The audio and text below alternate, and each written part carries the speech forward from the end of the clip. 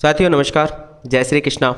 Vastu tips में आप सभी का बहुत बहुत स्वागत है। आज बात करेंगे फेंग शुई में feng shui tips laughing Buddha की। लाफिंग बुद्धा, जिसको चीनी वास्तु शास्त्र में धन और समृद्धि का एक बहुत महत्वपूर्ण कारक माना जाता है। घर में लाफिंग बुद्धा रखने से धन के भंडार कभी खाली नहीं होते हैं। आप घर में, रेस्टोरेंट में या ऑफिस किसी भी जगह इसकी प्रतिमा को रख सकते हैं। हालांकि कुछ ऐसी जगहें भी हैं जहाँ पे लाफिंग बुद्धा को नहीं रखना चाहिए, इसकी भी बात इस वीडियो में करेंगे। सबसे पहले कि घर में कहाँ रखें लाफिंग बुद्धा।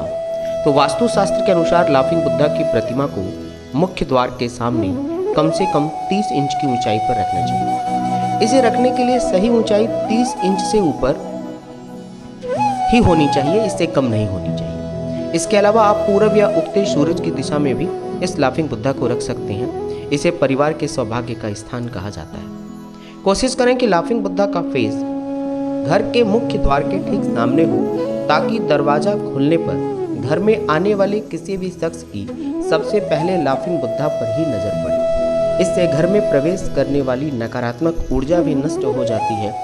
लाफिंग बुद्धा की मूर्ति बच्चों की स्टडी मेज पर भी रख सकते हैं। इससे उनकी एकाग्रता बढ़ेगी और शिक्षा में बेहतर परिणाम भी प्राप्त होंगे। कैसी होनी चाहिए प्रतिमा? तो वास्तु के अनुसार साथियों, घर में लाफिंग बुद्धा की नाक घर के मालिक के हाथ की एक अंगुली के बराबर होनी चाहिए, कम से कम। जबकि लाफिंग बुद्धा की मूर्ति की मैक्सिमम हाइट घर की जो मालकिन हो उसके एक हाथ के लगभग बराबर होनी चाहिए। घर में रखी हुई लाफिंग बुद्धा की ऐसी मूर्ति कभी भी इंसान को कंगाल नहीं होने देती। तो कोशिश करें कि इस प्रकार की लाफिंग बुद्धा की मूर्ति को आप अपने घर में रख सकें। घर में कुछ ऐसी खास जगहें हैं जहां पे लाफिंग बुद्धा को रखने से बचना चाहिए, अन्यथा आपको इसके बुरे परिणाम भी प्राप्त हो सकते हैं। वास्तु के अनुसार किचन में, डाइनिंग एरिया में, बेडरूम के अंदर या टॉयलेट बाथरूम के आसपास कभी भी लाफिंग बुद्धा को नहीं रखना चाहिए। इसे कभी सीधे जमीन पर रखने की गलती भी आप ना करें। इसके लिए मेज या टेबल का इस्तेमाल करें। किसी ऊंचाई वाले स्थान पर ही रखें, ज़्यादा बेहतर परिणाम प्राप्त करने के लिए। लाफिंग बुद्धा बहुत सारे प्रकार के होते हैं। एक लाफिंग बुद्धा लेटे हुए होते हैं, एक लाफिंग बुद्धा बहुत सारी धन की पोटली अपने साथ लेकर चलने वाले होते हैं।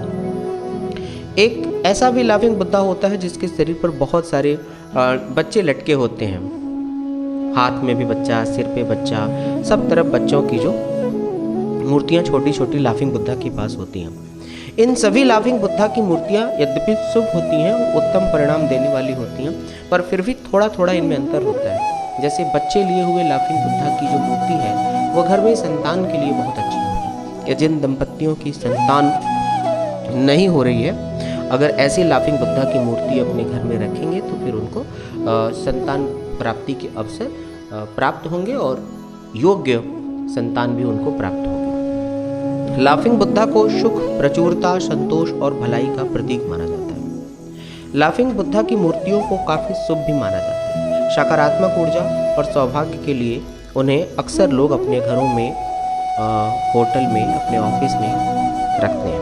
माना जाता है कि लाफिंग बुद्धा की 10वीं सदी के चीनी भिक्षु हैं जिनका नाम बुडाई है। लाफिंग बुद्धा की मूर्ति हमें आभारी होने, बाधाओं को दूर करने और सबसे महत्वपूर्ण जीवन में खुश रहने की याद दिलाती है। इसलिए आपने देखा होगा लाफिंग बुद्धा हमेशा हंसते हुए प्रसन्नचित्त मुद्रा में होते हैं।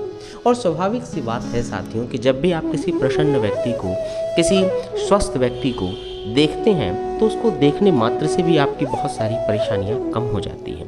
तो फेंग शुई में लाफिंग बुद्धा इसी प्रकार की एक प्रतिमा है जो आपको सदैव ही प्रसन्न रहने की याद दिलाती है। फेंग शुई परंपरा में घर में मूर्तियों को खरीदने और रखने का कारण किसी के जीवन में एक निश्चित असंतुलन को ठीक करना है। यद्यपि यह फेंग शुई का प्रतीक है, वास्तु शास्त्र के अभ्यासियों ने भी घर पर लाफिंग बुद्धाओं को रखने के लिए प्रोत्साहित किया। लाफिंग बुद्धा कुबेर, धन के देवता के समान है, इसलिए भारतीय इसे समृद्धि से भी जोड़ते हैं। साथियों, पहले ही बता चुका हूँ प्रारंभ में ही कि लाफिंग बुद्धा की मूर्ति को पूरब दिशा की तरफ या उगते सूर्य दिशा की तरफ रखना चाहिए। आप इसे ईशान कोण में भी रख सकते हैं। दक्षिण दिशा, दक्षिण पश्चिम दिशा में इस प्रकार की शुभ मूर्तियों को रखने से बचना चाहिए।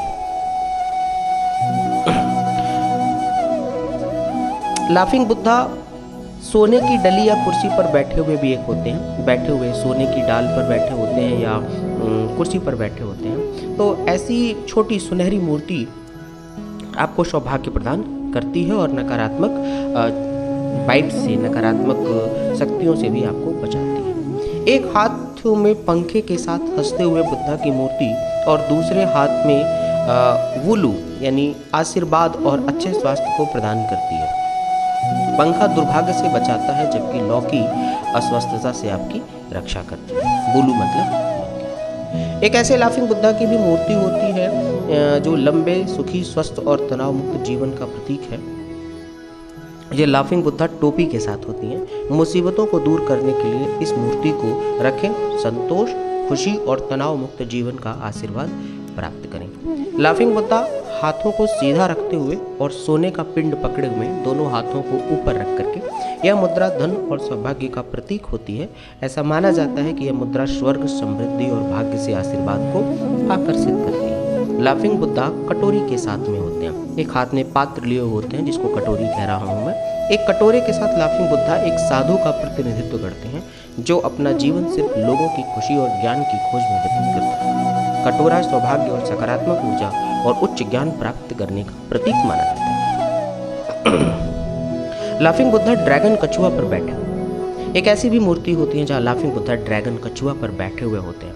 यह प्रतिमा अच्छे कैरियर और सफलता का प्रतीक है। यह दर्शाती है कि शिक्षा में कभी भी बाधाओं का सामना नहीं करना पड़ेगा। ड्रैगन ताकत का प्रतीक है और कछुआ स्थिरता का प्रतीक है।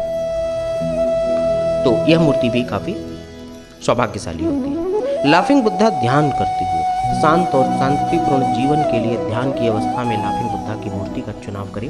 ऐसा करने से आपको जीवन में किसी भी तनाव को आसानी से प्रतिबंधित करने और शांति का आनंद लेने में मदद करेगी। लाफिंग बुद्धा अगर हाथी पर बैठे हुए हैं, ऐसी मूर्ति अपने घर में आप लगाते हैं तो ये सौभाग्य और भाग्य को वृद्धि करने का प्रतीक है। ऊपर की ओर इशारा करते हुए हाथी की सूंड सुख, समृद्धि, सफलता और ज्ञान को दर्शाती है। सकारात्मक ऊर्जा को आकर्षित करने के लिए इसे मुख्य द्वार की ओर मुख करके रख सकते हैं।